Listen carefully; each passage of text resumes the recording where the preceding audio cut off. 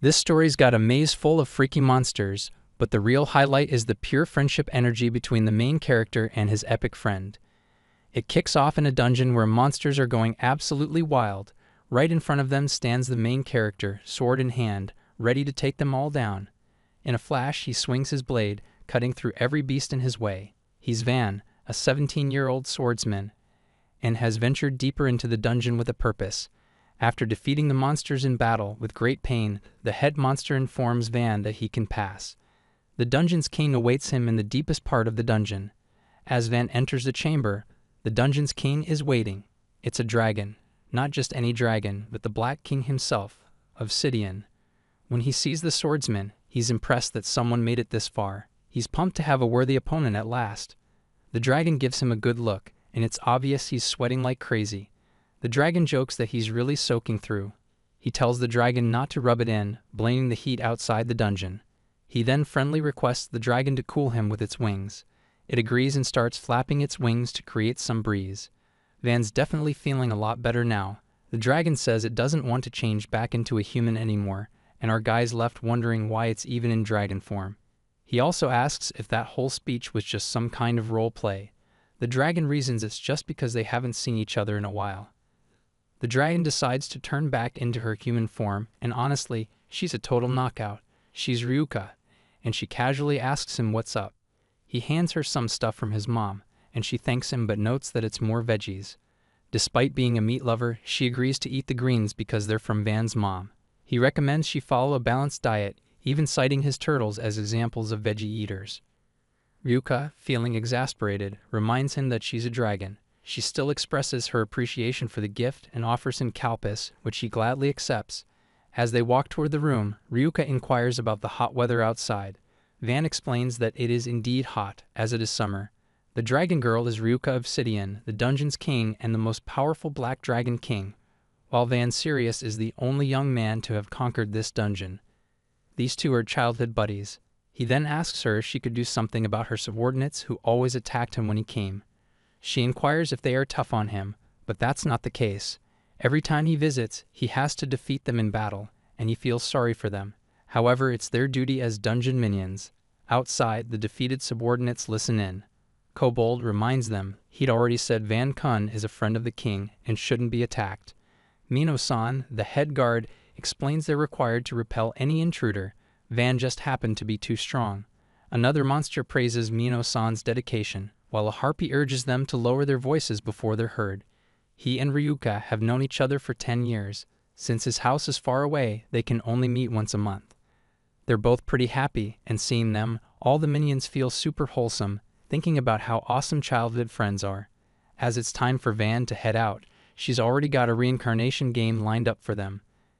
The other minions are really annoyed because they wanted to see those two flirting and staying the night. But Van responds that he's busy today, so she just shrugs and says it can't be helped, musing about the next month's meetup. He tells her they can play it tomorrow, confusing her. He apologizes as he hasn't shared it yet. There's a town close to the dungeon where he's joined the Adventurers Guild. Starting today, he's going to be living there. It's been his dream, and he's excited that he can finally pursue it here. The minions are curious if that means he can stop by every day, which has them worried they'll get beaten up every time he comes around. She hears this and teases that he must want to visit her every day, which is why he moved here. She asks if he doesn't have any friends besides her. He nods in agreement, confessing he's a lonely soul. She then permits him to come here every day. With a cheeky grin, he bids farewell, mentioning they will meet the next day. And that's the story of an unusual pair of childhood friends and their time together. On the flip side, all the minions are just feeling so warm and fuzzy about this cute moment. Then they bounce back to their spots since they've got a busy day ahead. They're totally set on backing up these two childhood buddies, even though they know it'll probably end with them getting thrown around. But hey, they know they have to be there for them. The following day, Queen Ryuka hosts a gathering in the depths of a particular dungeon. With all of them seated in their designated positions, she asks for the report. They report that just yesterday, 37 adventurers made it down to the 7th and 8th floors. Harpy suggests changing up the traps since even the newbies are getting pretty far. They throw around different tactics, including having the First Division take on some of the issues, and then they ask Lady Dragon Queen about it. But she's totally zoning out in the middle of everything, just staring at the clock instead of paying attention. The minions think it's about time for Van to show up. She gets a bit taken aback, and they tell her to chill out since the announcer will let them know if any adventurer pops in. But she snaps at them, claiming she isn't waiting for him or anything. With her seeing him every day, the minions reckon it's a good idea to make a little headway. But she strongly denies it being that way. But her mind wanders to Van. It takes her back to about 10 years ago. She was on a trip with her family when a storm hit and left her stranded all by herself. She couldn't fly because she was hurt, and there was no way to blend in or hide. She felt completely stuck. She was totally crying. Out of nowhere, our guide jumped in, asking if she was okay. He ended up rescuing her, and they quickly became best friends, having a blast playing together every day. At night, she felt really homesick and cried, so he decided to leave the village on his own to help her find her way back home. Days and weeks passed, and it turned out to be a tough journey. After a while, they finally found her mother. He was surprised when Ryuka transformed into her human form right in front of him, but he was happy they had found her family. She said goodbye to him, but he promised that next time they'd go to her place to hang out and play together. So she was totally on board with it. The dungeon minions are just hanging around, finding the whole thing pretty entertaining. After that, she became the dungeon boss, and he leveled up just to come and see her. Now that she thinks about it, she's been feeling all flustered about it lately. That's the whole story, really. Just two childhood friends, nothing more. She finally snaps at the minions, asking if they get it or not, but they're too busy chatting to pay her any mind. She transforms only her head into her dragon form, shouting at them to listen to her. One of the minions chimes in, saying maybe she shouldn't show her angry face to him. Just then, they get word that a new adventurer has snuck into the dungeon. This massive dungeon has 100 floors filled with typical monster traps and a crazy number of dangers. Even the best adventurers have only made it to the 45th floor. When they heard about the new intruder, the minions jokingly suggested she could calm down a bit because it's super obvious when it's him. Out of nowhere, a bunch of announcements start coming through about clearing the floors soon. They figure he'll be here any minute, so they get to work trying to keep him occupied for about 10 minutes. As they leave, she's left speechless and starts waiting for him. He shows up pretty fast, and she thinks that was quick. Noticing her distracted state, he apologizes for interrupting her. She denies being diverted and asks him about adventurer registration. He tells her it went well, and she confidently replies that she knew it. He walks over and starts laughing, which makes her wonder what's so funny. Then he drops the news that he'll be back tomorrow, just like the good old days. She tries to keep it cool, telling him he didn't need to go overboard.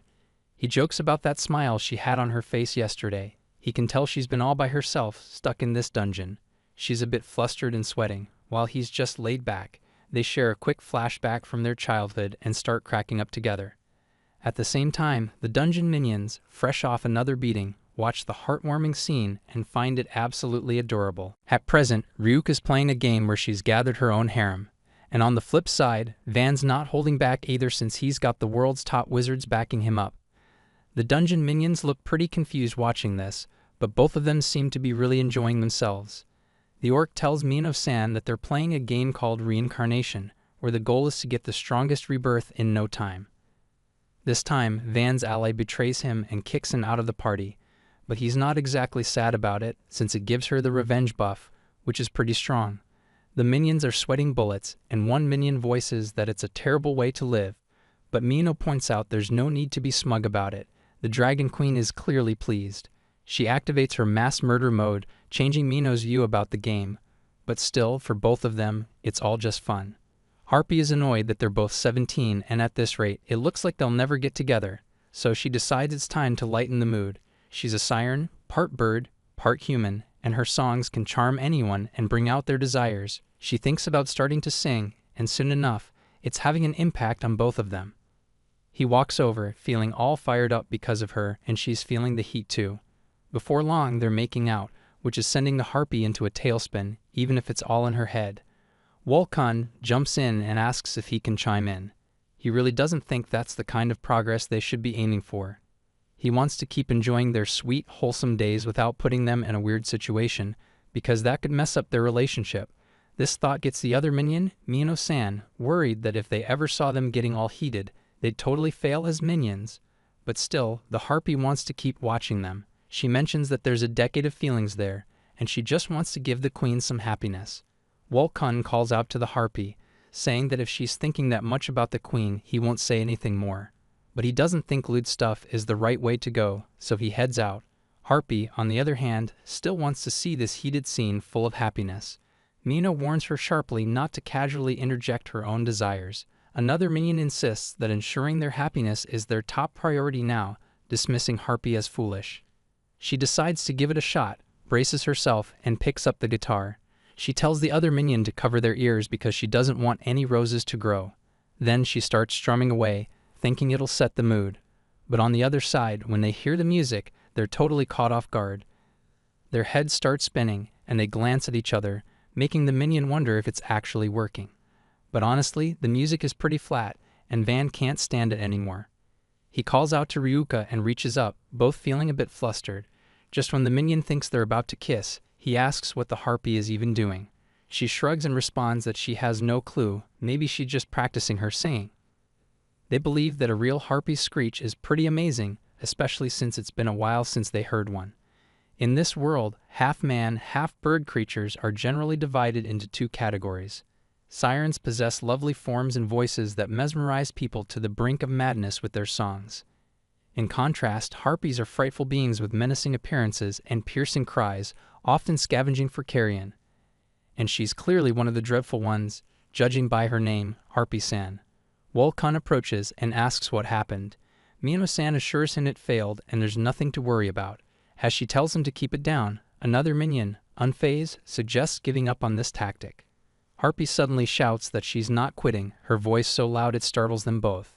She then demands to know why they're even there, calling out Mino-san as the one in charge.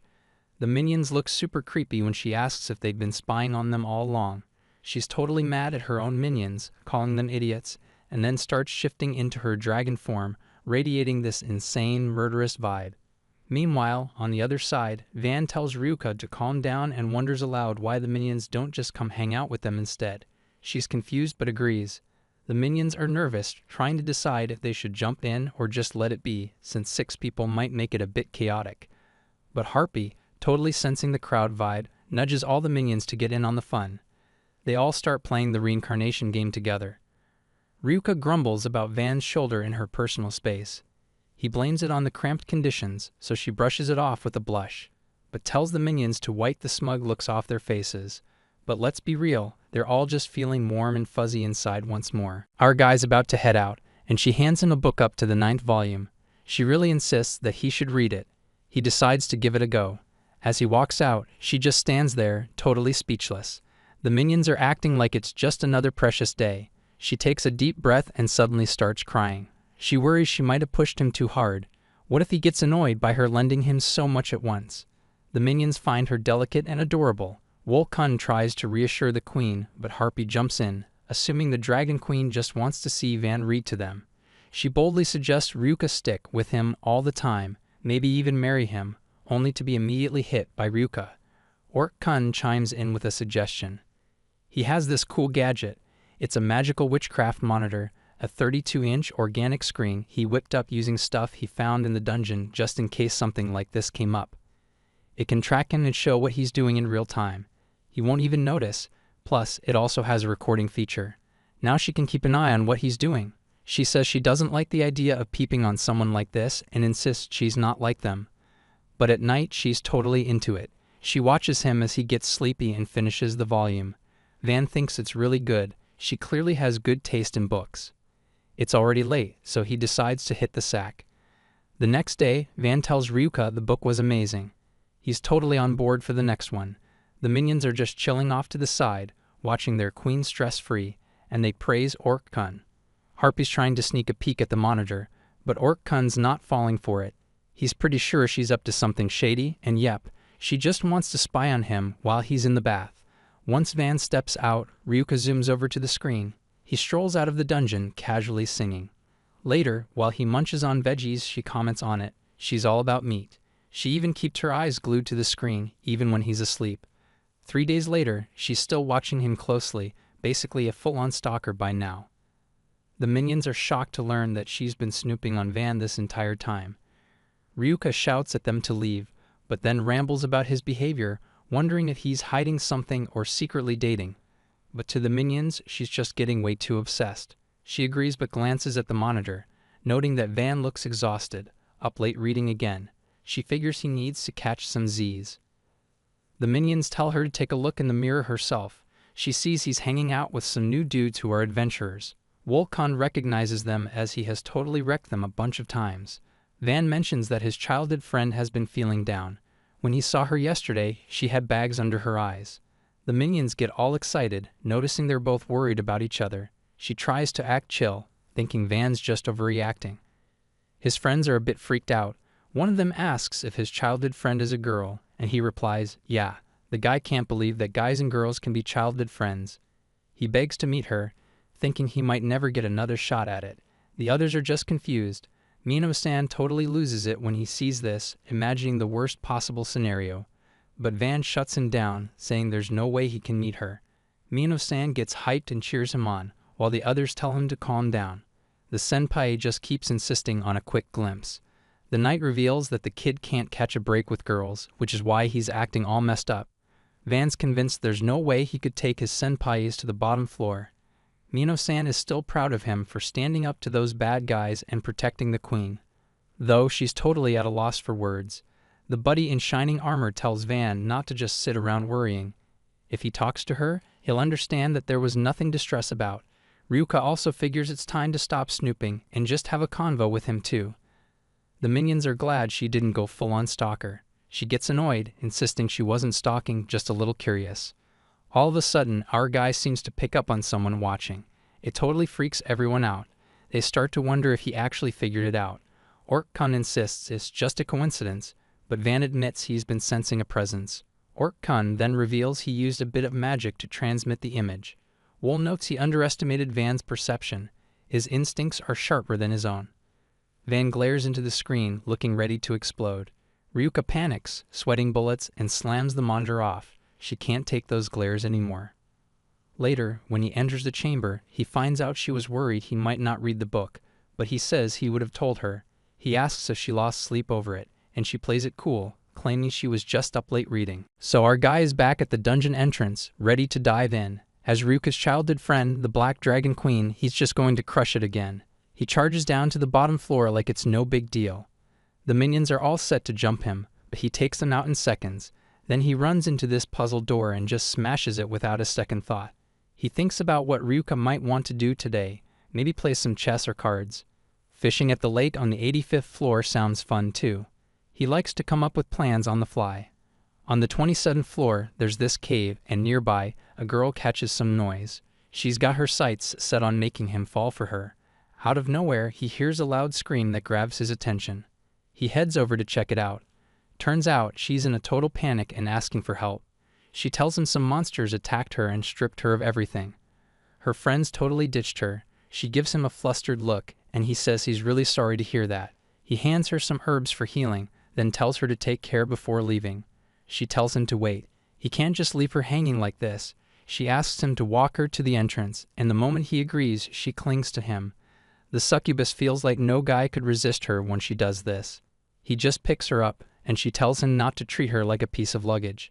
He jokes that he can make it back in a minute if he runs. She points out that they're on the 27th floor, and there's no way she could do that. She tells herself to chill out, as she doesn't want to get all swept up in his charm. She's determined to show this annoying adventurer who's boss. She's Suxi-san, the monster who lures guys in and drains their life energy. He tells her to just head to the surface. She replies that she's tired and doesn't want to go home tonight.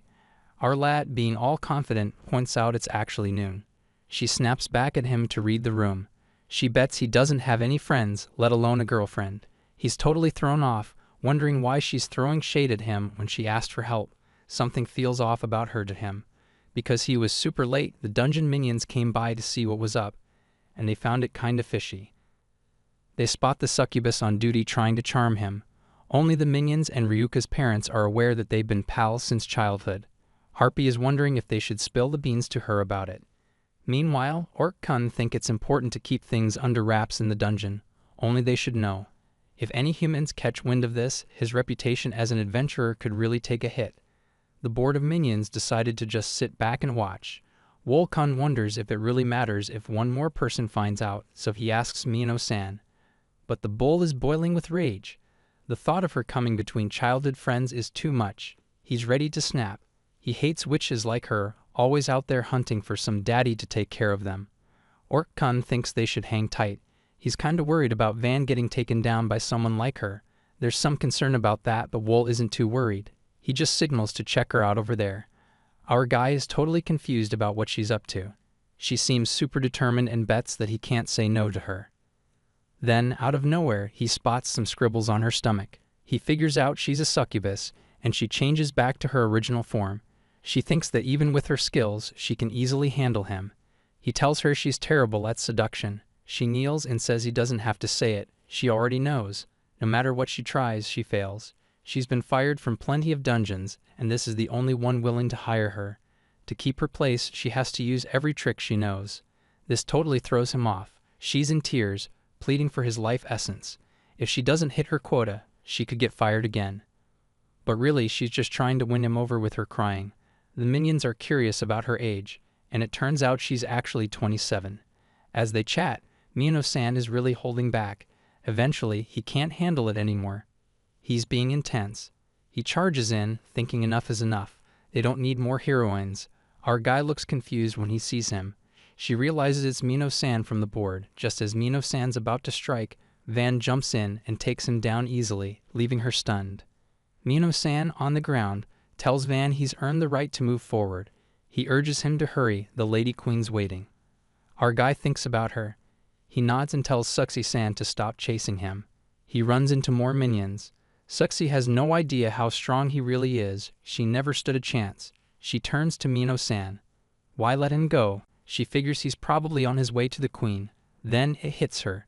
She feels like he's got to be Ryuka's destined enemy. Mino-san mentions that the queen wants to handle him herself, since they really don't stand a chance.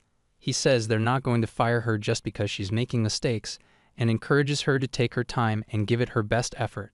Still, he thinks she should probably stay away from Van Kun. She can't help but remember how he stepped in to protect her. It makes her wonder why he's so nice to her. She starts to think Mino-san might have a crush on her. Even though she insists he's not her type, she can't shake that idea. Mino-san's worried that if he doesn't get back soon, he might miss out on some fun times and a little bit of heartwarming stuff. The minions are keeping a close eye on things. Ryuka is feeling a bit flustered when she sees him. She greets him, saying he took long enough to show up. He looks a bit worn out and lets out a sigh of relief. She asks what the big sigh is about since they just met. He casually replies that he's just relieved. She's not quite sure what to make of him. The narrative shifts to, how do adventurers make some cash? They trade in rare stuff like gold, silver, and treasure, plus special finds like monster horns and scales at the guild. He's hanging out at the guild with his friends when they ask why he's not off to the dungeon. Everyone's gearing up to hit worm hell, but most of the top-tier jobs are already snatched up. Newbies kick things off on the beginner floors, picking up healing herbs for a few coins. If they want to climb the ranks, they've got to put in some effort. Van quickly realizes that most quests involve diving into the dungeon. He mentions to Ryuka that he's thinking about bringing something back from there. She shrugs and says adventurers don't really need her okay to do that. She tells him he can snag any treasure he wants since their main goal is just to attract adventurers. In return, they take their gear and siphon off their mana, so it's a good deal for everyone. He's after some monster drops, and she asks what he needs. He's made a list, and it's basically just items that can be sold for silver and gold coins. She asks if he wants those minions, but he starts feeling bad for them since he beats them up every day. She tells him they're totally fine, since her mana heals them completely. He suggests hitting up a floor no one has explored yet, mostly because he doesn't want to take anything from her senpais. She recommends they check out a cool spot together. As they make their way to a different floor, they start reminiscing about the times they used to play hide and seek, which brings back some good memories. He mentions it's probably not the best time to bring it up, but he can't help thinking that it wouldn't be so bad if someone caught them together, especially since she's the queen. She brushes it off, saying there's nobody around to see them anyway. Van points out that there are usually monsters hanging around this place, and he's curious about where they've gone. She responds, saying they're probably just being lazy. Not too long ago, the minions kicked all the monsters out and moved them up to a higher floor for a bit, making up some story about needing to fix a mess on the 27th floor. Mino-san is all about getting rid of everyone for their queen and making sure her secret meetup doesn't get interrupted. Meanwhile, the duo heads up to the 70th floor, which is basically just some hidden ruins packed with treasures, and Van can't even recall it looking like that, since he usually just zips past without paying much attention. She tells him that this is where her dad hid his treasure and that he actually built this whole place himself. Seeing the mess, he mentions that she really should clean up a bit. He also asks how her dad's doing. She tells him he's great and that since retiring, he's been traveling with her mom and having a ton of fun. She even says that if he finds any cool treasure, he can totally keep it. Meanwhile, the minions are lurking above, observing them. Slime and creepy monsters start showing up from the walls, making all kinds of growling noises. Mino-san gets worried, thinking these might be mana monsters, and he is confused about why they are popping up on such a low floor. Usually, these random creatures born from the dungeon's mana show up around the middle floors. The minions are debating what to do because they think these things might end up attacking both friends and enemies. Ork-kun says these monsters are basically part of the dungeon itself, and the ones on the lower floors are always extra dangerous. If they're not careful, the whole place could collapse. Mino-san realizes that their main job is to protect their queen. They're ready to do whatever it takes to save her, even if it means risking their lives. They're all pumped up to take down these nasty monsters, but then, out of nowhere, Van jumps in and starts gobbling them up. Mino-san instructs his minions to chill out. Van asks if it's cool to take them out since they seem pretty sketchy. And Ryuka casually replies that it's all good since she has no clue what they are.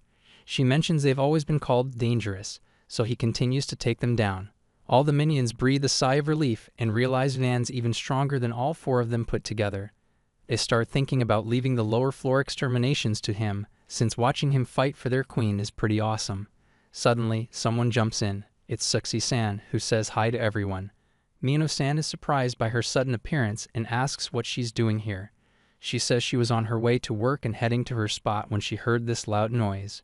She still thinks Mino-san has a crush on her. She asks what all the bored minions are doing hanging around. Furthermore, she notices they're staring at something and wonders if there's something down below. Mino-san quickly pulls her away and tells her not to look. He reasons that the queen uses the 70th floor to come up with plans in secret, and only bored minions are allowed there. She's annoyed and wonders why he has to make her feel awkward like that by embracing her. Now she's pretty convinced he's up to something. Harpy's also curious to see these two having a good time together. Meanwhile, Van's taken down all the monsters and is off to find some treasure. She shows him a bunch of different treasures, and he notices she's having way more fun than he is. She totally admits she's into it. Just as she points out a cool treasure, her foot gets caught on a rock, and she lands right on him. They both freeze in this super awkward silence. She starts freaking out, and her heart's racing, while he's just totally confused.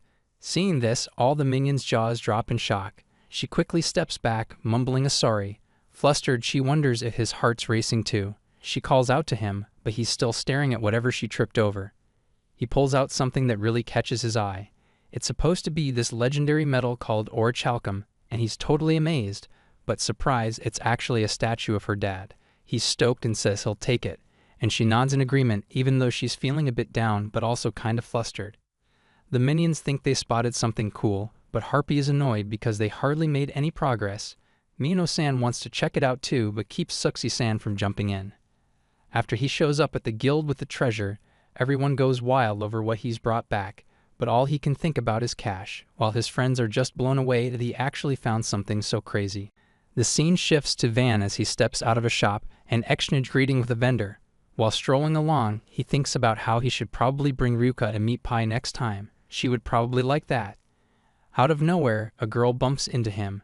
Van quickly says sorry, and the girl, slightly flustered, explains that it is her first time in town, and she gets caught up in the sights. Just as they're about to keep chatting, a big guy nearby spins around and tells her to hurry up. She nods and says she's gotta go, telling Van to excuse her. But as she passes by him, she drops that he looks like an adventurer too, and suggests they team up if they run into each other in the dungeon. Van stays quiet as he watches the girl's party member question if Van was bothering her. She calmly says it was just an accident. Van notes that the guy definitely looks strong. Then we switch over to Ryuka, who's standing there with her arms crossed, clearly worried. She mentions it's not like she and Van have that kind of relationship, but she still thinks it'd be nice if he'd react. It's super frustrating that he doesn't even seem to notice. Irritated, she turns to Harpy, who is buried in paperwork due to detention.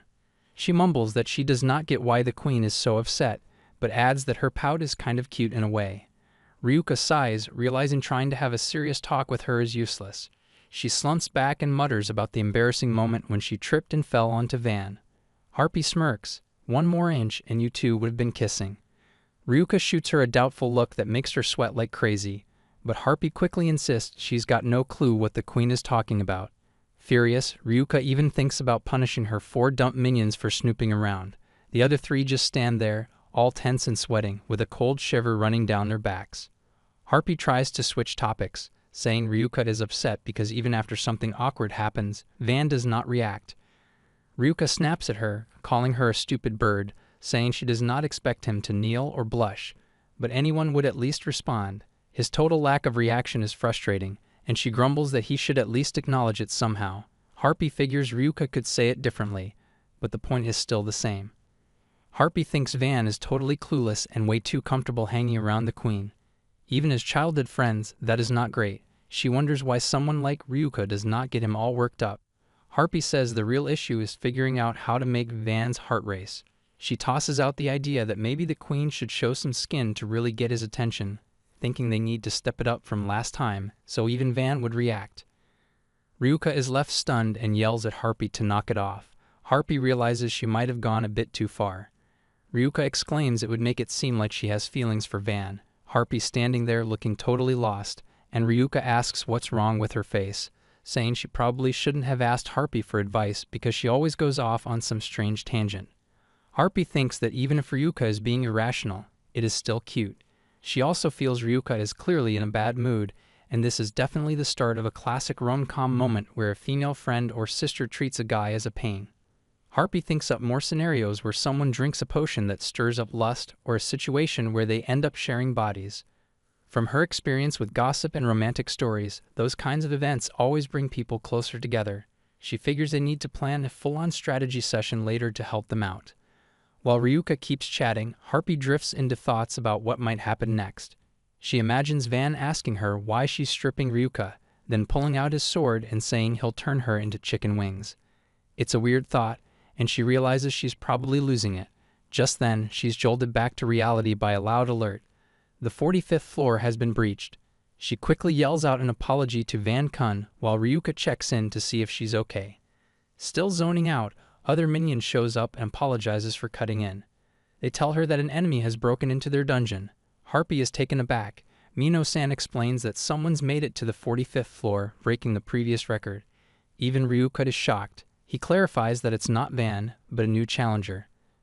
They've taken down the guardian of that floor, an Inferno Ogre. The scene switches to the adventurers that Van met earlier. The guy from states that he finally gets why A-class adventurers couldn't make it this far. They're probably the first ones to reach this level. The dude with one working eye smirks and declares he's coming for the Black Dragon Queen. The scene shifts to Van chatting about the legendary guy Gold. An armored dude mentions that Goldie is supposedly in town. A blonde simp dude from earlier asks if our guy knows about him, and Van replies that he grew up out in the sticks, so news like that doesn't really get around much. The blonde dude explains that Goldie is a famous adventurer with loads of legends about him, which is why he's got that title. Our guy nods, getting it. The blonde adds that Gold has taken on dungeons all over the place. He once stormed a fort by himself, taking down thousands of defenders. He also took down a massive monster called the Demon Queen Bapho. Even the toughest monsters can't hold a candle to him, and his skills are on par with the great hero. With a bit of a sad expression, he mentions that all the A-class adventurers are feeling pretty low. Just today, in Worm Hell, Gold might have already beaten the dungeon ruler. Now it flashes to the dungeon, where the 4 minions are standing over a defeated Inferno Kun. Orc Kun says they can only chill and wait for the adventurers now. Mino-san replies that he'll be okay since his life isn't in danger. Orc Kun adds that he looked into the adventurers. One is a swordsman named Gold, and the other is his mage, Sylvia, who helps him out with buffs and healing. Mino-san mentions he's heard of the legendary guy, but Orc Kun cuts in to explain that they cleared a bunch of dungeons with little caution. They don't take treasure but want the queen, making them a real threat. As they wait, they wonder how long it'll take for Gold to show up. Mino-san figures that since he took down an Inferno Ogre in one hit, it shouldn't take long. Suddenly, they all turn to their left, shocked to see the queen. They plead with her to stay back, but she won't budge, sneakily watching them. She says they're the first to reach the bottom floor besides Van, and she wants to see this. Ork-kun asks why she's so excited about it, and Harpy warns her that she's in danger. She shrugs it off, saying if things go south, she'll jump in, but for now she just wants to watch. Mino-san begs her to hide. Back on the other side, Gold and his mage troll down the path looking serious. When they come face to face, Mino-san calls out to Gold, recognizing him as the legendary man, while Harpy tries to pull Ryuka back to safety. Gold confirms he is the legendary one. Ork-kun wonders if Goldie is the kind of guy to brag about it himself. But Gold shoots back that they've come to take out the Black Dragon Queen and tells them to step aside. Mino-san and the others firmly say they won't let that happen and will stand up to him. Meanwhile, Ryuka watches everything unfold from the shadows. Wol-kun steps up, saying he'll take the first swing. Out of nowhere, he transforms into a huge muscular wolf, joking that being called legendary is often an overstatement. Harpy comments on how she's always been curious about how he pulls that off. Gold tells him to bring it on. In an instant, Wol-kun pops up under Gold, but he's quick on the draw, moving his sword down and nearly smashing Wol-kun's head in. He turns to the others and mentions how people always say he boasts, but hey, the legends about him are spot on. Ork-kun's sweating, thinking Gold looks like the type to get annoyed by that. Just as Gold raises his sword to finish Wol-kun off, Harpy swoops in, grabbing him with her claws and flying him away, his head all swollen from the hit. She checks in on him, and Wol-kun just shrugs, saying it's all part of being the underdog.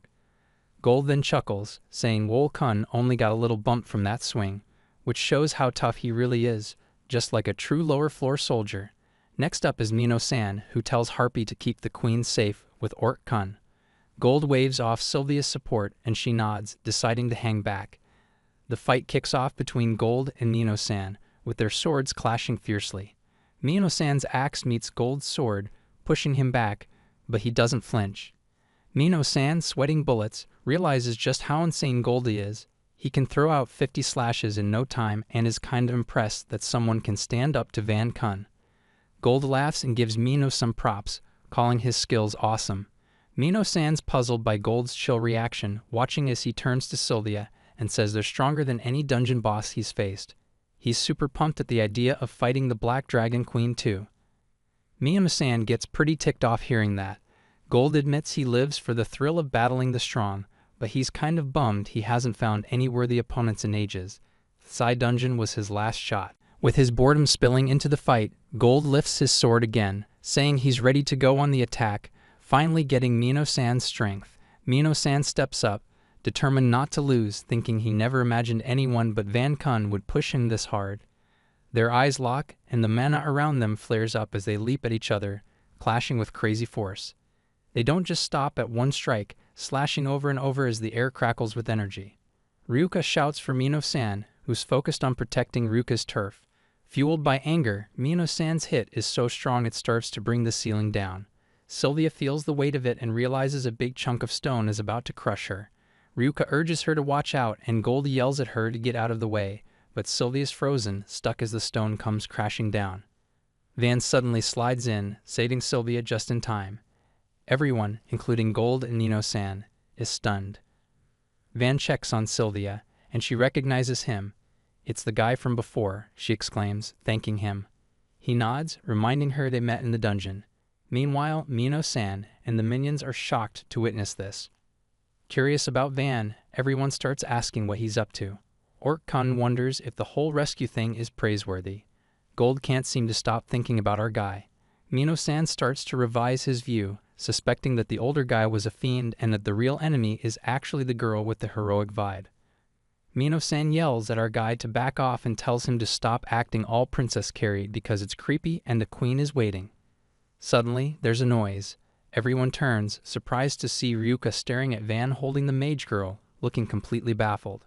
Ryuka starts to give off a dark aura that's way stronger than all the monsters combined, making them all shake. Van calls out to her, wondering why she's so mad. Meanwhile, Sylvia is trembling with fear too. Van thinks everyone else is busy, and Mino-san wonders how Van's going to handle the situation. He gently puts her down and starts making lots of hand gestures, trying to ask what's wrong since she looks really mad. On the other side, like a typical woman, she just says it's nothing. They start chatting in sign language, and Van says it's obviously not nothing. She tells him to leave her alone and stop talking. The minions are totally shocked because they're using sign language that only childhood friends would know. Our guy shows off a meat pie and asks if they should dig in together, but Ryuka's way too annoyed and just not into it. Harpy can't help but feel the ladies playing it cool, but lying, a total tsundere move. Orc-kun chimes in, questioning if this is really what they should be worried about right now. Van is really confused about how Ryuka could say no to a meat pie. Suddenly, Gold calls out to Van, making him pause. Could this be the powerful guy his senpais were talking about? Gold thanks him for saving Sylvia and quickly introduces himself. He admits Van's got to be strong to have made it this far, but warns that the real craziness is just around the corner. He suggests that Van hang back and keep Sylvia safe while he takes on the fight. Feeling uncertain, our guy hesitates, glancing over at Sylvia, who's keeping quiet. Then she notices Ryuka looking really angry, and that surprises her. She turns to Van, telling him to go to Ryuka, and assures him that she and Gold can hold things down. With a playful wink, she gives him the push he needs, and Van gets it and accepts. Meanwhile, Gold is gearing up to jump back into the fight, but before he can move, our guy steps up, putting himself between them. He says he has someone waiting for him, so he's got to go ahead. Gold is caught off guard by this and questions what one person could possibly do against these tough foes. He points out that these enemies are no joke, infant boss class or higher, claiming he's the only one who can take them down. Gold gets even more determined as he points out Obsidian as his prey, not willing to let anyone stand in his way. But just before he can wrap up, Van cuts in, straight up asking what he means his prey. The words hit Gold hard, sending a chill down his spine. He looks at Van with a serious expression, but soon sweat starts dripping down his forehead as he wonders what's up with Van's crazy bloodlust. Even the minions feel the pressure in the air. Taking their chance, the minions rush in to attack, trying to hit Gold while he's frozen. But then, a loud bang echoes through the hall as our guy swoops in, knocking one of the minions aside and pinning them to the wall. He casually mentions that he'd have to take them all out anyway to move forward, and Orc-kun can't argue with that, even as Gold's shock deepens. Van grips his sword tighter and declares that Gold will face him instead of the others. Gold is rattled, struggling to comprehend how this smaller adventurer can be so fearless. He demands to know why our guy insists on fighting. Our guy points to Ryuka, who's clearly boiling over with anger, and explains that she's his childhood friend. The minions are stunned by this, but Ryuka? She doesn't show any signs of backing down. Her fury just keeps escalating. Gold's mind races as he tries to wrap his head around the fact that one of the strongest dragons, the vessel of Demon King, is friends with an adventurer. Our guy calmly states that if he can beat Gold, he hopes he will back off. Gold is speechless, remembering how this very hero had taken down powerful monsters with ease. He starts to wonder just how strong this young man really is, but soon breaks into a grin, ready to put him to the test. Gold swings his sword through the air, unleashing a massive wave of mana that floods the area. He challenges Van, sending a magic blast that's way more powerful than what he used against Mino-san. Orc-kun watches in disbelief, realizing this attack could easily wipe out a mountain. As the blast charges toward our guy, he just flicks his arm and neutralizes it without breaking a sweat. Mino-san stands frozen, totally in shock, wondering how Van stopped that spell without anyone even seeing him move his arm. Not slowing down, Gold charges in with a brutal cross-slash that shatters the stone slab under Van's feet. Harpy yells a warning about his footing. As he looks up, Gold's sword is just inches away, ready to land a heavy blow, but in an instant Van lifts his hand, gripping Gold's blade with just 2 fingers, completely stopping the attack in its tracks. The whole group is just standing there, totally stunned. Mino-san can't believe what he's seeing, and Gold is completely speechless. Before anyone can even react, our guy lands a massive punch right on Gold's cheek, sending him flying like a ragdoll. The minions are yelling at Gold to get his sword out, totally mocking him for being so out of it. They keep telling him to stop acting weak, but Gold is drained. He tries to move, but it's a total fail, and he collapses in frustration, tearfully asking why Van is so ridiculously strong. Mino-san is laughing at Gold's miserable state, while the others are dramatically explaining that Van has been hitting the dungeon every month for 10 years. Ever since Ryuka took over as the dungeon's ruler, he's battled through all 100 floors over and over again. They're basically bragging that they practically raised him, like proud parents or something. Gold, though, waves away their explanation, saying it doesn't matter. The group is clearly annoyed, wishing he'd at least recognize their point. Then Gold starts reflecting on his own journey for strength, admitting he's been dividing his abilities into a million pieces. He starts to get what kind of hell Van must have gone through and wonders why he would put himself through all that. Gold bombards Van with questions, demanding an answer. Van finally responds, keeping it simple. He just wants to see Ryuka. This totally shocks Ryuka, who's been watching from the sidelines, and everyone else is surprised too. Her anger shifts to disbelief, and noticing her reaction, Van jumps in with a meat pie and shoves it right into her mouth. Ryuka is totally caught off guard, chowing down the pie without even thinking about it. Minamo-san can't believe his eyes as he watches Queen munching on the pie, commenting on how forcefully Van just stuffed it in there. Once Ryuka finishes chewing, a smile spreads across her face as she admits that the pie is actually really good. Van offers her another pie, and she eagerly digs into that one too. It's a cute moment that warms everyone's hearts, but Gold, still on the ground, is just sitting there thinking what is going on. Gold stares in disbelief as Ryuka casually munches on a meat pie, completely unfazed. His minions are grinning like they just won the lottery, and he's left trying to make sense of the scene. Confused and disoriented, he has no idea what just unfolded. Ryuka checks on Van, who admits he might have gone a little too far, but insists Gold really crossed the line with what he said. Sylvia steps in with calm assurance, brushing aside the concern and saying Gold will be fine. She asks them to trust her. Orc-kun notices something important. Sylvia hasn't even used a single buff yet. As she prepares to heal Gold, he realizes things are about to get interesting. Then, without warning, Sylvia wraps her arms around Gold in a tight, affectionate hug. He squirms, embarrassed, clearly trying to escape. But she holds on, teasing him about how it's been a while since he lost a fight. Despite his resistance, she says he looked like he was enjoying it. Onlookers stare in stunned silence while she continues pampering him. Gold, clearly flustered, mutters that they're still in front of the enemy, but Sylvia brushes off his concerns. She doesn't consider any of them a threat. The four minions suddenly jump in, pointing out that Gold is the real danger here. Wool and Harpy even goes as far as to cover Ryuka and Van's eyes to protect their innocence.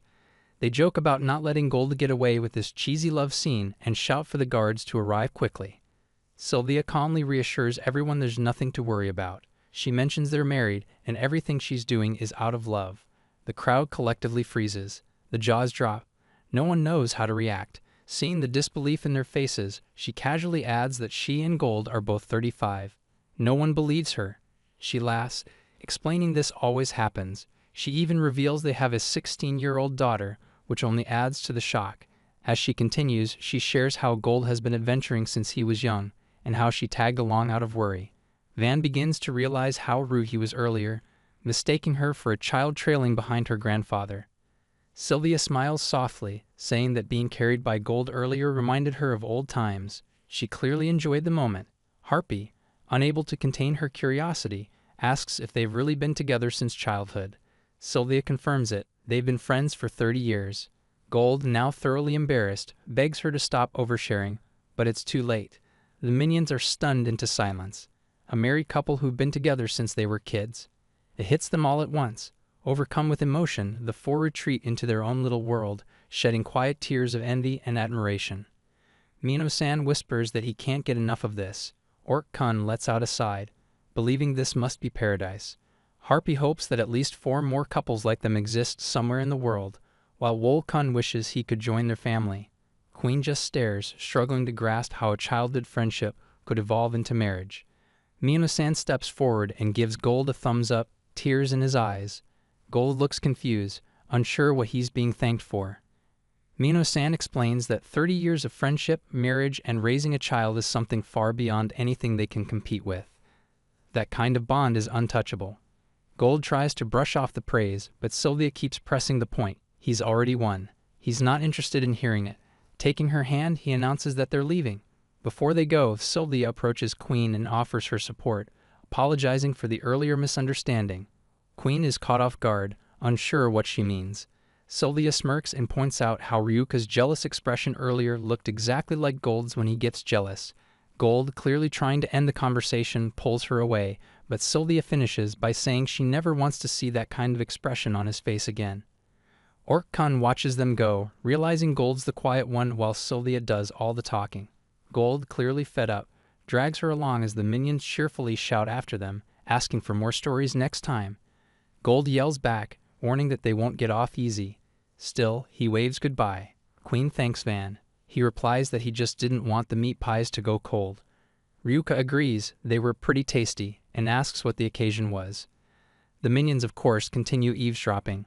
Van explains he went on a treasure hunt, scored some gold, and decided to buy the pies. Mino-san feels relieved seeing Ryuka back to her usual self, while Ork-kun reflects that despite all the chaos Van caused, spending his treasure money on food was a pretty good call. Van, watching Gold and Sylvia disappear into the distance, admits that even though the couple is a bit much, they seem like people they could actually hang out with.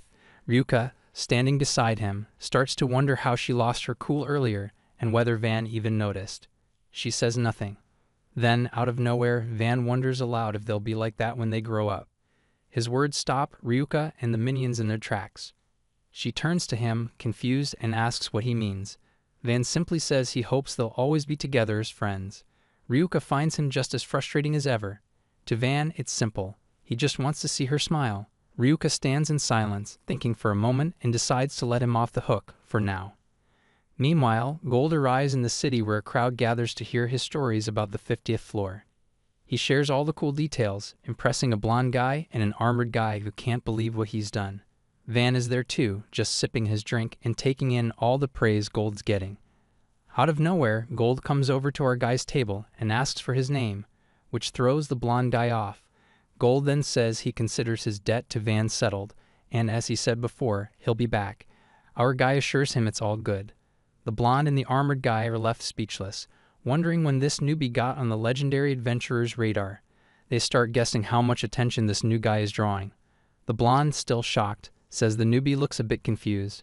Sylvia jumps in, cheerfully suggesting they keep getting along. Van proposes they grab a bite to eat and make it a welcome party. His friends eagerly volunteer to handle all the plans. Gold, without a second thought, orders a giant strawberry parfait with 2 spoons, leaving Van and his senpais in mild shock. They quickly figure out that Gold is the type who loves those sweet treats. Back in the dungeon, Mino-san is meditating to level up his strength. He's trying super hard to clear his mind. Meanwhile, Ryuka asks Van what kind of training he usually does. When he asks why, she just says she was curious. The truth is, Mino-san asked the queen to ask about it without being obvious. He was a bit worried since Van didn't show up that day and he couldn't just sit around doing nothing. He figured if he could find out about our guy's routine, it might help him get stronger. Mino-san really wishes he could spill the beans.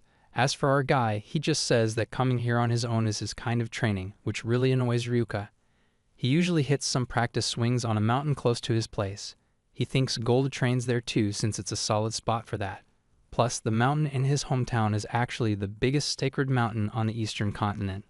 He used to meditate a lot to help refine the flow of mana in his body. Clearing his mind is pretty tough though. He sighs and wonders how it sounds. That's about it. Meanwhile, she asks how that's any different from what's normal. Mino-san is just trying to meditate and clear his head while everyone else is all about their training. It's tough for him to focus though. Meanwhile, Soxie-san is having a rough day. Some of our guy's friends bump into her, and she totally fails to charm them. She thought it would go like last time, but now she's freaking out about possibly getting kicked out of the dungeon since she hasn't managed to steal any life energy. She starts to consider looking for a different gig, but then she sees Mino-san sitting there meditating and decides to check in on him, curious about what he's up to. He's mumbling to himself, but he can't seem to stay on track with the meditation. It bugs him that he's thinking about the queen and Van instead of clearing his mind. Then he starts mumbling about getting married, which totally freaks Soxie-san out.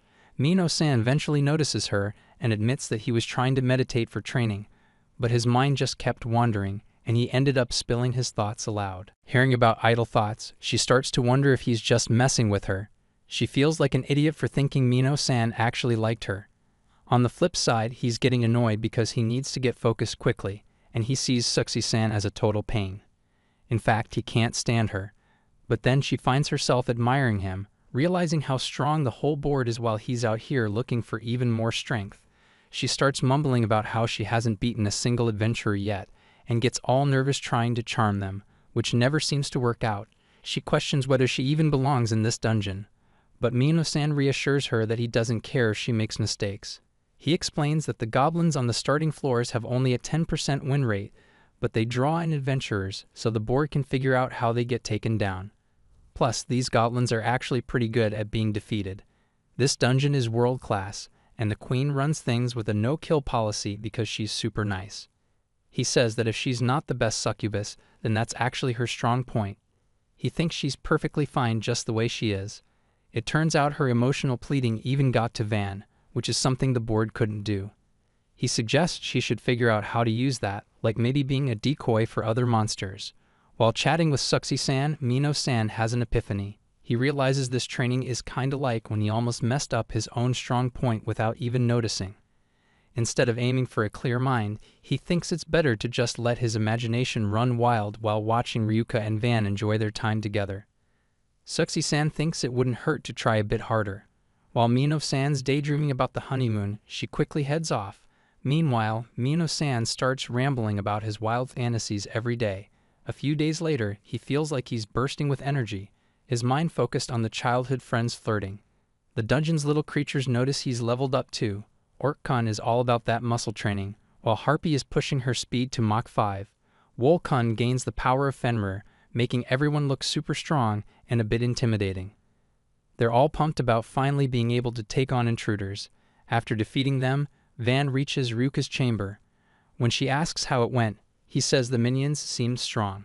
She tells him not to sugarcoat it. On the flip side, Suxi-san also upgrades her decoys, pulling off some impressive moves with her usual mishaps. The scene shifts to Van and Ryuka in a pretty awkward spot, stuck in this tight space. The catch is they can't get out unless they do something together. But the twist? The word is actually hidden. An hour ago, super excited and thinking it's snack time, she mentions that Kyuji-san whipped up some delicious puddings today. They happen upon a treasure box with a note next to it that says these are the snacks. She looks a bit confused, but just as she opens it, he feels something's off, and to his shock, threads shoot out and pull her right into the box. The moment he tries to get a better look at her, she grabs him by the neck, pulling him in two. Now they're crammed into this tiny space. Sure, they could smash the walls, but that might hurt one of them. She's shocked that there's suddenly a trap here. She's really upset because this whole situation is just insane. It's actually a trap set up by Orc-kun in his turf. His minions are just grinning like they're up to no good since it's all part of their plan. The trap is a mimic chest that locks you in a hidden space, and you can't escape unless you meet certain conditions.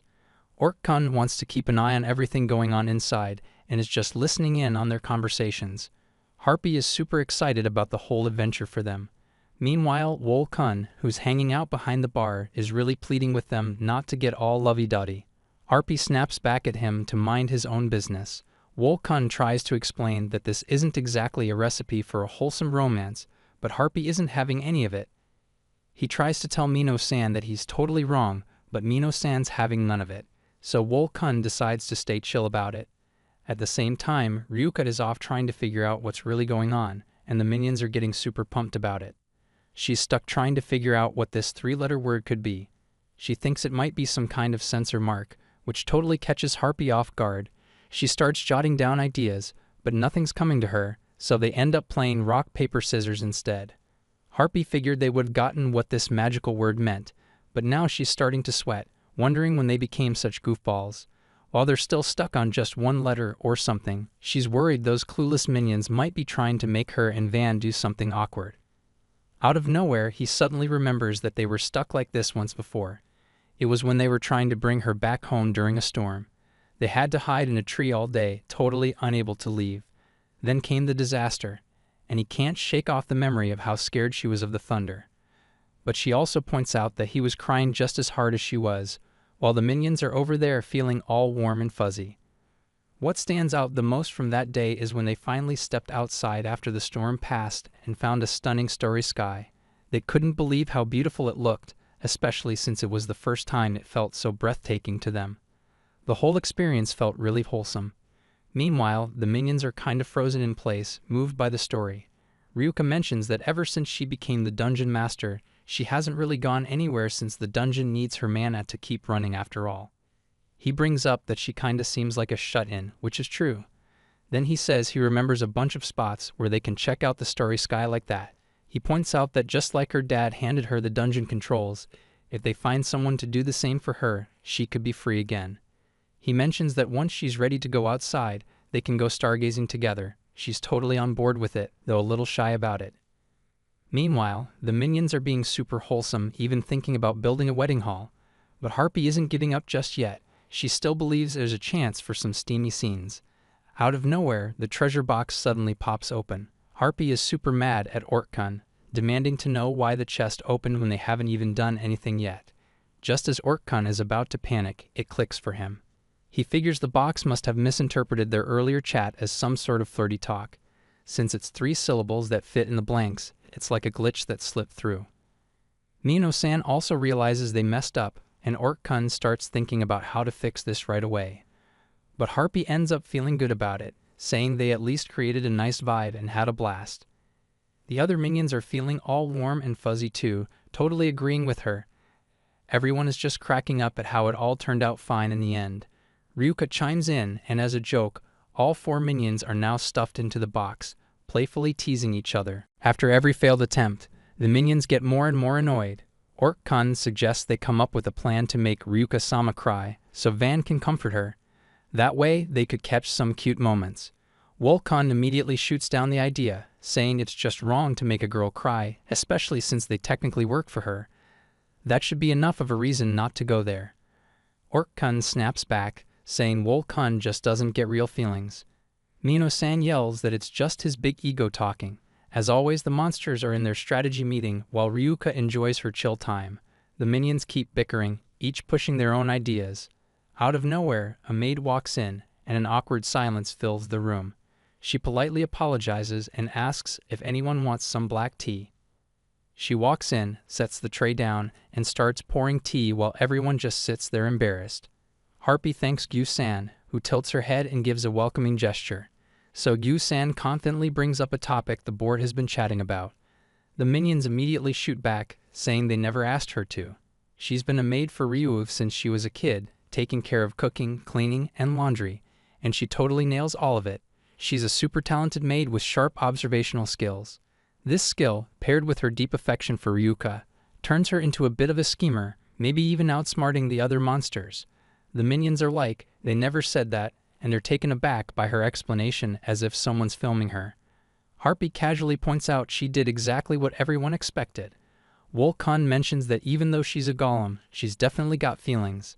Then Orkkun says there's a golem expert among them, and Ju-san is their ultimate creation, which is a big win for him since his subordinate built her. She confirms that Orkkun is like her master and her granddad since he's the parent of her parent. He yells that he's only 26, saying she sometimes says really out there stuff that can sting, just like what she just said. He hopes she doesn't talk like that around Ryuka. She tries to calm him down, saying he doesn't need to worry about it, but then calls him Gramp, which just makes him mad. She goes on to say she's analyzed Ryuka and Van's relationship perfectly. If they get together, she'd be over the moon. But one thing bothers her. She questions whether these monsters claiming to watch over them from the shadows are really needed. Orkkun tells her to chill with the hurtful comments. She brings up those weird minions popping up too much, and he asks her to ease up, mentioning they got their own problems. Mino pipes up, letting her know they're actually the ones in charge of keeping Ryuka safe. They're her bodyguards, so they gotta look after her in ways Gyu-san couldn't even think of.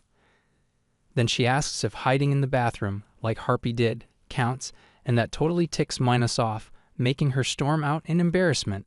Orkkun tells her to relax, while Wolkun points out that Van should be here any minute.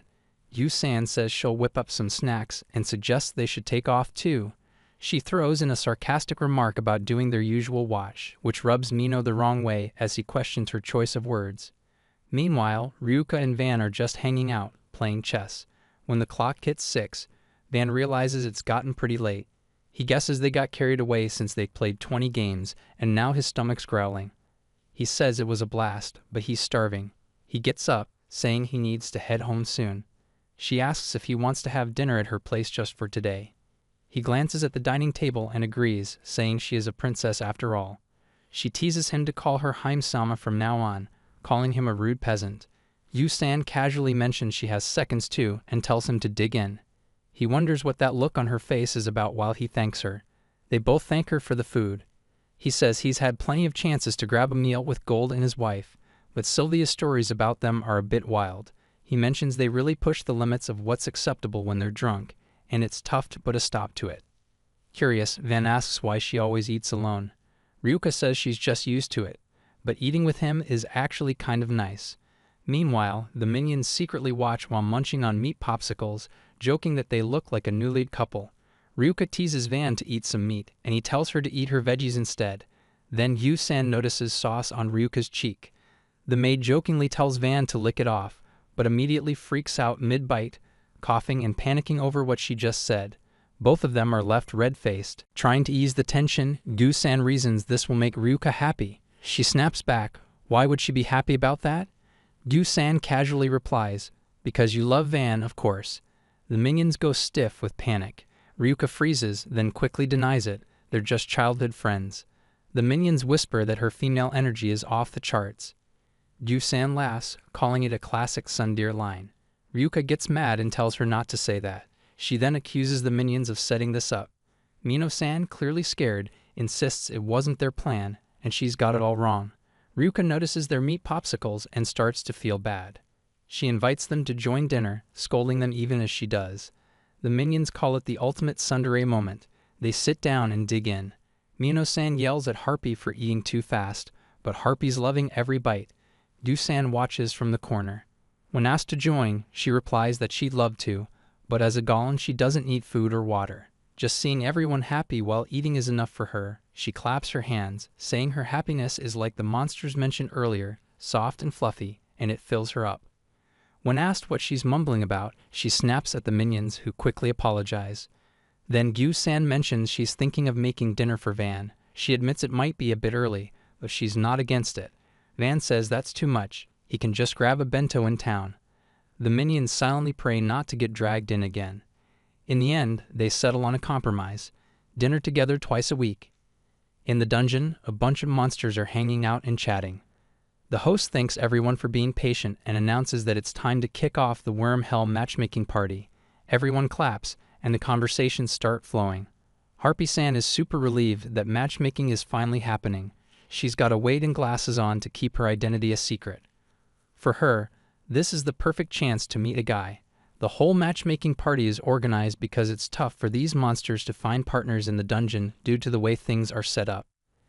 Yu-san shares that this event is meant to help out the monsters, kind of like a singles meetup. Ryuka tells everyone she hopes they all meet someone awesome today and reminds them to keep things chill. The host mentions that it's a message from their Lady Dragon Queen, and everyone starts clapping. She thinks to herself that these adult parties aren't really her thing, so she decides to dip and read her book instead. Earlier, the minions can't wrap their heads around the idea that Harpy's going to the party. She snaps at them, saying they don't know anything about romance, which is why their plans keep flopping. She insists that if they get some experience at the party, they might figure out how to get Van and the Lady Dragon Queen together. Ork-kun interrupts, claiming her words are making Ninosan dramatic. He dramatically asks if she really said romantic experience. The minions are confused about this bull. Ork-kun and Wol-kun just wish her luck, but she's definitely not happy about it. At the party, the host is getting everyone to introduce themselves at their table. Harpy is clenching her fists and feeling determined. She smirks and thinks she's going to pick up all the adult romance tricks. Wol-kun is keeping an eye on things from the window. He notices couples starting to form and worries about her, so he comes to check in. He spots her looking all seductive while sitting in a chair, but she looks completely exhausted. Harpy is feeling anxious, wondering why things aren't going well. She thinks about all the people she imagined being around and believes her mental picture was spot on.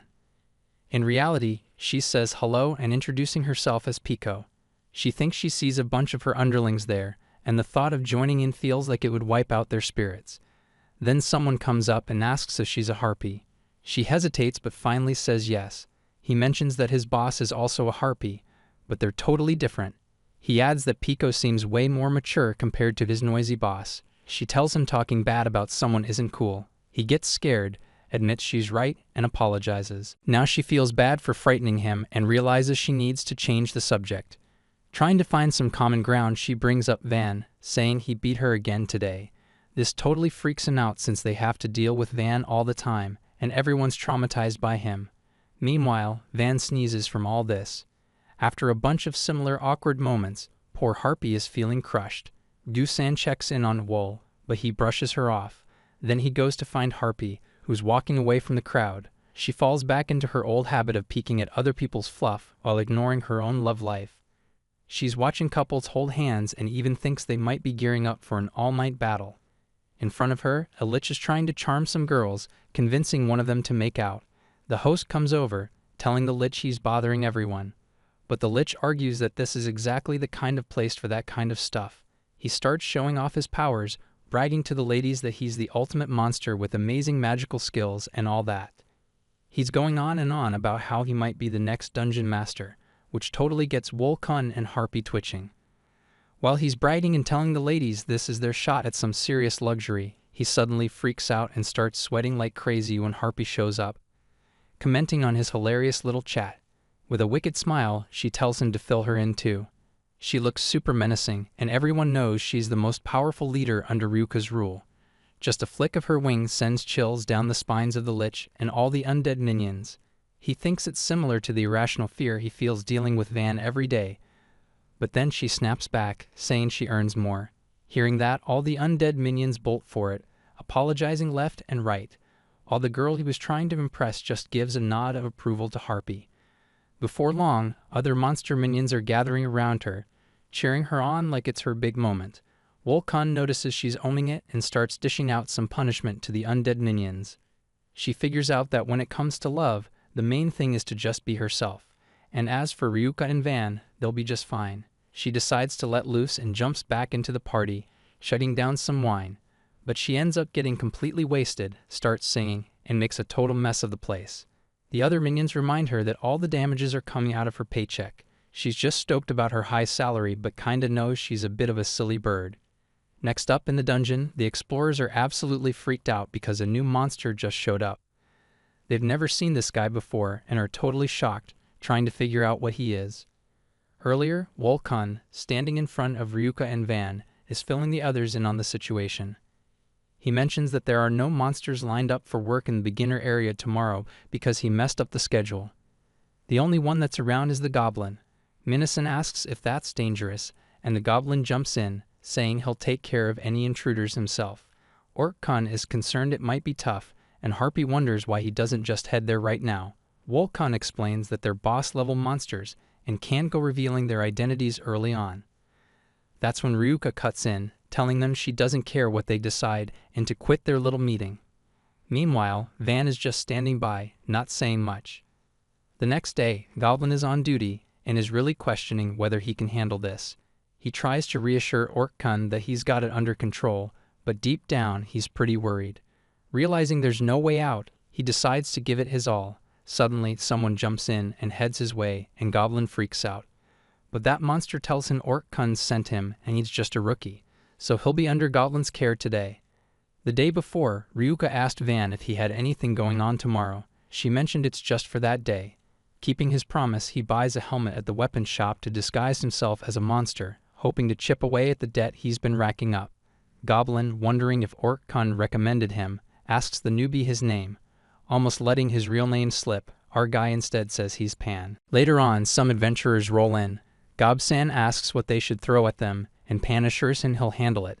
He takes out all the adventurers with just one hit, and the poor guys run for their lives. Pan then asks Gobsan what's up, and he explodes, calling him a total loser. He tells him those were A-level adventurers, and they should at least let them make it to the 30th floor. Gobsan is pretty fed up with Pan, saying he's really not cutting it.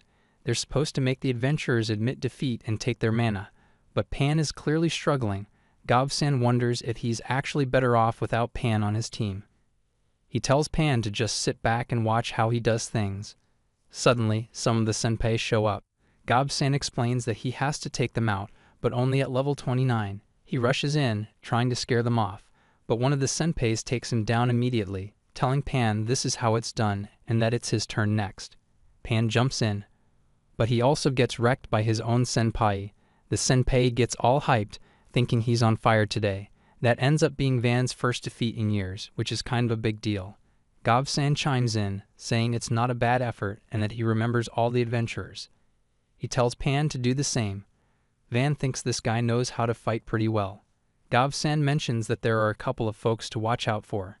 First is the legendary Gold, and then there's this weird dude with dead eyes, Van. Everyone down there has to face them without messing up, which makes it a decent fight all around. Gob-san explains that's just how it is for low-level monsters, and it looks like our guy is starting to get it. Just when another challenger jumps in, he tells Pan to fix the platform and reset the trap fast. Our guy gets right to it, handling the treasure and tossing out the defeated adventurers. He also grabs some medicinal herbs they've been growing. More adventurers come pouring in, and this is just the tough life of a monster, way harder than being an adventurer. The lower levels are definitely the busiest. Van, being the strongest, is beginning to see how it all works. Then the conqueror of the dungeon shows up. With his quick thinking and knack for learning, he picks things up really fast. He sizes up the levels of the incoming adventurers and takes them on accordingly. During a break, Gob-san says he's a fast learner, noting that in 10 years he hasn't seen a rookie this proactive. Van starts to realize how impressive Gob-san really is since he's fought the same adventurers as big names like Nina-san. Gob-san asks if he's looking to work at this level for good, making Pan sweat and feel a little unsure. Out of the blue, an adventurer leaps in. It's Gold and Sylvia, who heard there's a monster they've never seen before on the first floor. Gob-san quickly tells Pan to toughen up, but with just one easy hit, they both get knocked back. Gold spots Pan and figures out he's hiding his real strength. He challenges Pan to show what he's got. Gob-san jumps in, confused about what Golda means. He remembers that Gold is the one who breaks through. Seeing how hurt Gob-san is, Pan recalls his words about making adventurers feel like they've truly won. So Pan charges at Gold, thinking he needs to prove himself. Gob-san is in disbelief that he's facing the legendary Gold, but Gold doesn't hold back and lands a brutal blow that sends Van flying. After taking both Gob-san and Pan down, Gold tells Sylvia to head home. She wants to know what's wrong, and he responds that he hasn't found any decent enemies today. He thinks if he's not going all out, he'd rather not fight. But Sylvia is just looking to chat with Ryuka. Pan can't believe they just left. He wonders if they're okay with that. Gob-san snaps at him, saying he went too far. Pan reassures him that it's fine. He feels like he saved Gob-san today. Gob-san mentions that the first floor is kind of low for someone as strong as Pan. Pan vows to remember everything he learned today and pushes himself no matter where he is. Gob-san appreciates his determination and says to come to him whenever he needs advice. The next day, Wool-kun apologizes to Gob-san for having to handle the floor alone yesterday. Gob-san jokes that Orc-kun is pretty harsh for sending that kid his way. He says Pan's destined for greatness, which surprises Wool-kun. Meanwhile, Van is with Ryuka, saying he just wants to become a monster, making her question what he even means. Van seems to be really confused about his future dreams. Outside the dungeon, Pan has turned into a rare gem among the guild members. After Van's one-day job as a monster with Gob-san, he's been trying really hard to avoid hurting any monsters. Mino-san notices that our guy's been acting a bit different lately. Wool-kun sees that he still barrels through everyone like usual, but he's not as intimidating anymore. Plus, he doesn't smash the dungeon rooms like he used to. On that note, Orc-kun starts to think that at this rate, they might not even be needed anymore. When our guy jumps in, casually walking around and saying hi to the minions, Harpy asks what's going on since he usually doesn't acknowledge them. He tries to play it cool, saying he's just feeling a bit worn out today, and asks if there's any chance they can let him pass without a fight. When Mino-san hears that he's tired, he can't believe it's actually happening. Wool-kun chimes in, suggesting maybe they should just talk instead of fighting him all the time. He thinks if they keep fighting, they're bound to lose anyway, which just wears him out more, so the minions decide to let him go straight to the top floor. But Mino-san jumps in and declares no way, even if it's coming from him. He insists that they have to stop anyone who makes it to the last floor, no exceptions. He explains that it's what the previous queen told them. He says it's their fate and swings his axe right at Van. To everyone's shock, Van doesn't dodge, and the axe just goes right through him, like dividing him into two pieces. Mino-san freaks out at this, screaming about what just happened. He even starts to tear up, thinking maybe he should just go all out and do harakiri. Van suddenly starts speaking up. even in that messed up state, saying it's all good. With a strange voice, he mentions he might have a way to get through to Ryuka's minions. Then he transforms into a monster and claims that a minion's job is to protect Ryuka from any outside threats. This monster calls out to all the minions, warning them not to pull off a pathetic act like this again. Everyone's jaws drop in shock. She resembles the previous Lady Queen, and Ork-kun can't believe she's back already. He asks why she left them here in the first place. She explains that she's gathered the minions since they were kids through various spirits. Hearing this, the minions start to grin and ask if they can take a break, since they're feeling a bit worn out. That really ticks her off, and she snaps at them for mocking her, causing the minions to quickly apologize.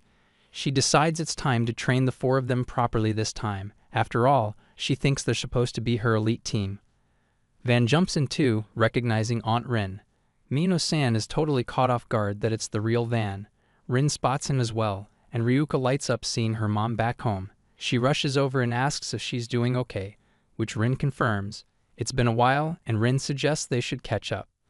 Then Ryuka asks if her old man didn't come along, and Rin laughs, saying she left that goof at home because he would probably just want to stay forever if he came here. Even though they were tired, things have been pretty busy for them, especially with all those meetings with the princes from other demi-human races. It was super boring, so Rin thought she'd drop by to see Ryuka instead. When Rin asks how Ryuka's been, she responds that she's managing, but recovering her mana is a bit tough. Rin realizes she should stick around for a while and wonders if Ryuka's feeling lonely. Ryuka admits it's a little lonely not seeing her, but hanging out with the 4 goofballs, Gusan, and the other monsters makes it alright. Blushing, she adds that Van swings by to hang out every day too. She mentions that Van is coming over for dinner every night, and the goofy minions also tag along. Her mom asks how long he's been living in the next town, and she replies that it's been about a month. Her mom worries if she's safe and if he's touched her in any way, but she snaps back that's not going to happen. She insists they're just childhood friends. Her mom points out that friendships can evolve, just like the dynamic between monsters and humans. She shares that a long time ago, the top monster and the demon kings got taken down by a hero. But eventually, a new hero and a new demon king will show up with the next generation. When that demon king arrives and humans and monsters start fighting endlessly, she asks Ryuka and Van what they'll do. Then she stands up and walks over to Van, who just wants to know what this all means. She tells him that instead of her generals, she'll be his opponent today, the monarch of the endless abyss, if he wants to keep seeing her daughter. She warns him she won't hold back. Looking seriously intimidating, she starts transforming into a dragon, saying she still doesn't see him as worthy enough to be friends with her daughter.